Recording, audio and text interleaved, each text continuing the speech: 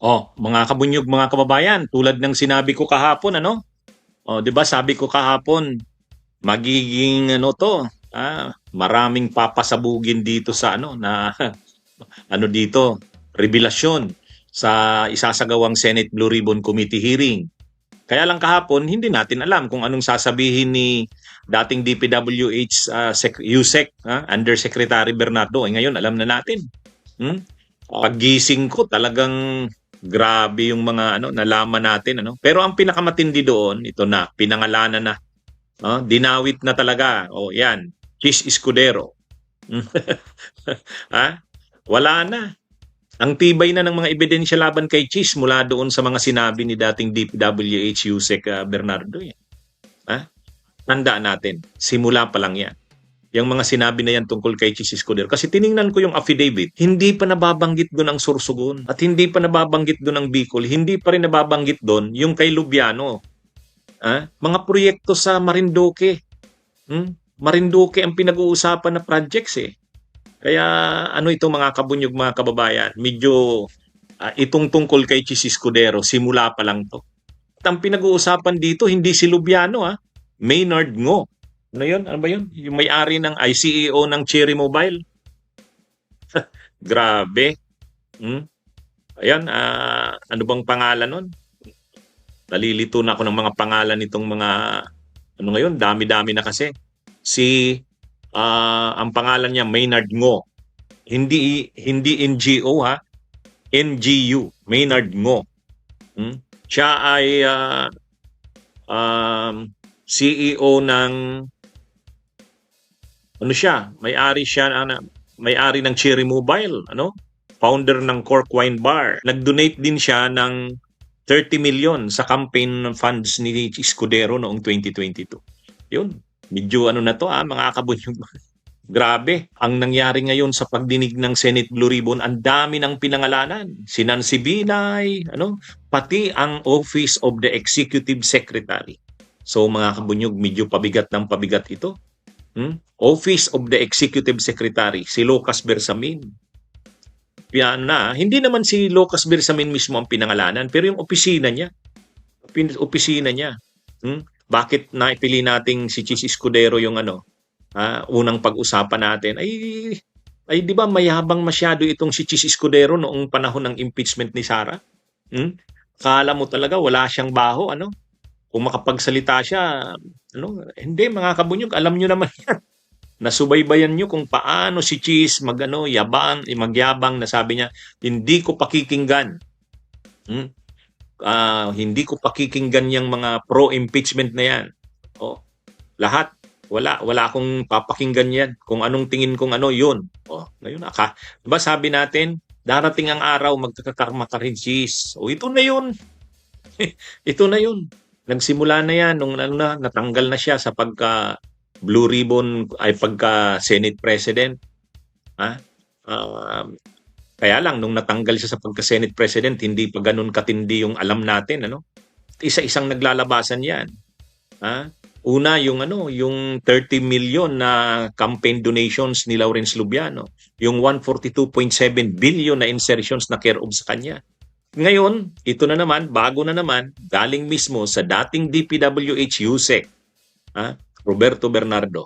Ayon sa kanya, mayroong 800 million pesos na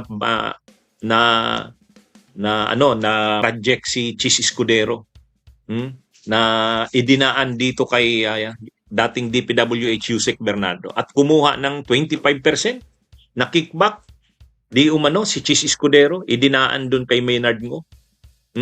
Kaya grabe mga kabunyog, mga kababayan. Pangising-isip pa siya sa interview ng Independent Commission. Pero sinabi ko na yun mahina ang depensa ni Chis Escudero doon. Hindi uubra yun. Naalala nyo, nag-live ako kagabi. Sabi ko, nag-appear na si Chis sa Independent Commission for Infrastructure. Pero mahina.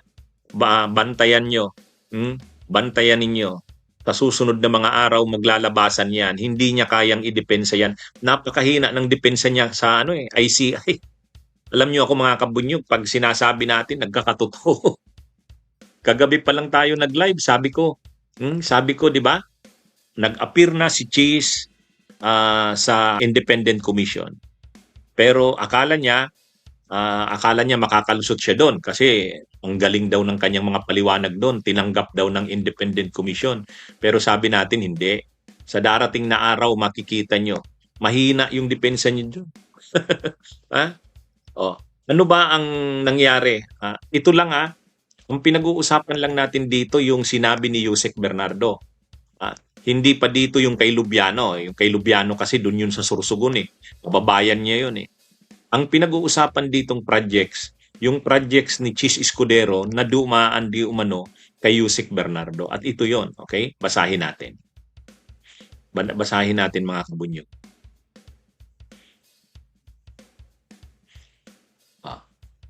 Ito si Yusek Bernardo. Ito yung present kanina sa pagdinig ng Senate Blue Ribbon. So, hindi si simpleng testigo ito. Kasi Department of Public Works and Highways, USEC for Operations. Kaya marami talaga siyang alam. Ngayon, itong nakikita nyo sa picture, yan si Maynard Ngo. Yan. Sa 2022 campaign ni Chis Escudero, nireflect siya doon bilang nag-donate ng campaign fund na 30 million. So magkaibigan talaga sila ni Chis kasi nag-donate nga kay Chis ng 30 million itong si Maynard Ngo. Based sa records ng Statement of Contributions and Expenditures ni Chis. Hindi pa itong si Maynard Ngo, iba pa ito doon kay Lubiano. Si Lubiano kasi Center Waste Construction yun Saka sa Sursugun yun. Ito nasa BGC at ito yung may-ari ng Cherry Mobile. Ngayon, anong nakalagay sa affidavit ni Yusek Bernardo, dating Yusek Bernardo? Ito, basahin natin. Basahin natin mga kabunyo. Sabi ni Yusek Bernardo, dating Yusek Bernardo, in this affidavit, I shall mention my personal knowledge regarding Senator Chis Escudero as follows. 1. Maynard Ngo and I are close friends and we go years back. He is also a close friend and campaign contributor of Senator Chis Escudero. Tulad ng sinabi ko, yung sinasabi dyan na Maynard Ngo ay ito. Yan si Maynard Ngo. Yan yung binabanggit ni dating DPWH Yusek Bernardo sa kanyang affidavit. Balik tayo. Yan. Anong sabi ni dating Yusek Bernardo? Maynard Ngo asked me to submit a list of projects. I personally submitted a list of projects to Maynard Ngo, and some of the items therein pertaining to the Valenzuela and Marinduque projects were subsequently included in the General Appropriations Act. A copy of the list of the Valenzuela and Marinduque projects is here to attach to this affidavit as Annex A. O yan mga kabunyog. So, nakikita na natin ngayon yung role ng budget. Ibig sabihin, ito ang connect. Si Maynard Ngo ang kausap ni dating Yusek Bernardo ng DPWH. Nung nasa DPWH pa siya, nag-meet sila ni Maynard Ngo kasi magkaibigan sila. Itong si Maynard Ngo naman, ang tao ni Chis Escudero. Kasi campaign contributor siya ni Chis, 30 million noong 2022. Nasa record yan. At itong si Maynard Ngo, nagsabi kay Bernardo, mag-submit sa kanya ng list of projects. Ganun kalakas itong si Maynard Ngo. Hinihingan si Bernardo ng projects. Sige, magbigay ka ng projects. Yung mga projects na yon, na lista ng mga projects na yon, pinapunduhan kay Chis. Pinapunduhan kay Chis. Naglagay si Chis ng pondo doon sa sinabmit ni Bernardo ng mga projects. Yung mga projects na yon ay sa Valenzuela at Marinduque. Ang listahan na yon, Annex A doon sa affidavit, kaya may listahan. May listahan. Ang nagpundo noon ng mga projects na yan ay si Chis Escudero, nakalagay sa GAA. Ganyan mga kabunyog ang nangyayari. Ngayon, sabi niya dito, when I gave him the list and in relation to the commitment, I asked him, Boss, paano to? Maynard replied, bahala ka na. I asked, Boss, okay na ba ang 20%? Maynard said, okay. After inclusion of the projects in the GAA, so yun, nakalagay na sa GAA yung mga projects na sinabmit ni Bernardo. Siyempre, Chis Escudero yan. Linagay talaga sa GAA. Nakalagay na. I delivered 20% of approximately 800 million or about 160 million to Maynard Ngo, which was meant for Senator Escudero. So, medyo mababa-baba dito ang usapan 20%, no? 20%. Ibig sabihin, ang pinunduhan ni Cheese galing sa ano ni Cheese, pork barrel ba yan, insertions ba yan, or ano man yan. Basta, ang pinunduhan ni Cheese ay 800 million dun sa listang binigay ni Yusek Bernardo kay Maynard Ngo. Si Maynard Ngo na ngayon ang nag-relay niyan kay Cheese. At nung nakalagay na sa GAA, ibig sabihin, talagang natupad yung sinabi ni Maynard Ngo. Kaya, idiniliver na noon. Idiniliver na ni Yusek Bernardo yung 20% ng 800 million na pinunduhan galing kay Cheese. At ang 20% ng 800 million ay 160 million. Dinala niya daw kay Maynard Ngo. Yan. Ito pa, ito yung katapusan ng kanyang sinabi. Yan mga kabunyog. Sabi ni Yusek Bernardo, finally, I would like to end that deliveries of cash were personally made by me to Maynard Ngo at his office in Manila. Yan. Kaya ano ito, mga kabunyog, mga kababayan? Ang tibay na ng ebidensya na yan. Ang tibay na ng ebidensya na yan. Ito yun. Kaya, at sinasabi ko, simula pa lang ito. Simula pa lang. Bakit sinabi nating simula pa lang? Tungkol kay Cheese, simula pa lang.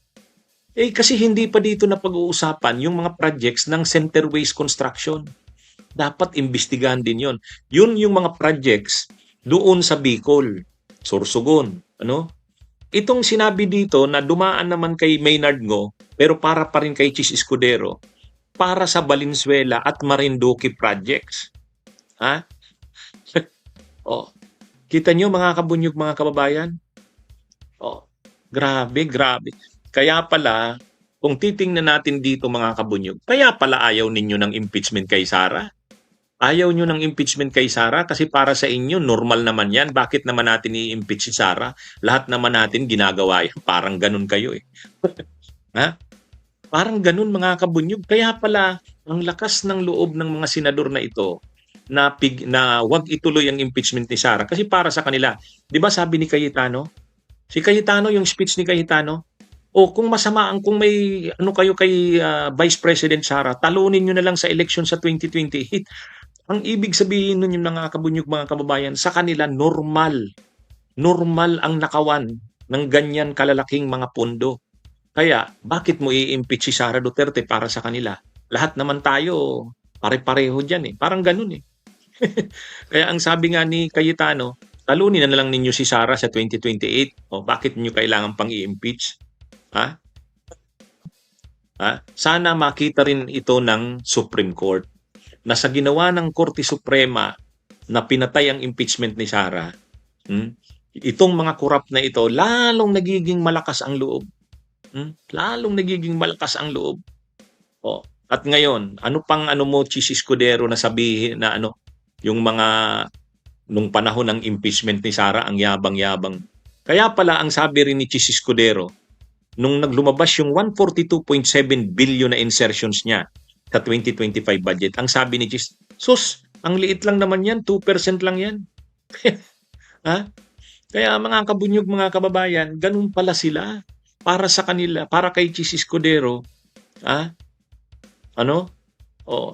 para kay Cheese Escudero, yung 142.7 billion na insertions na pinag-uusapan, para sa kanya talaga, wala pa yun.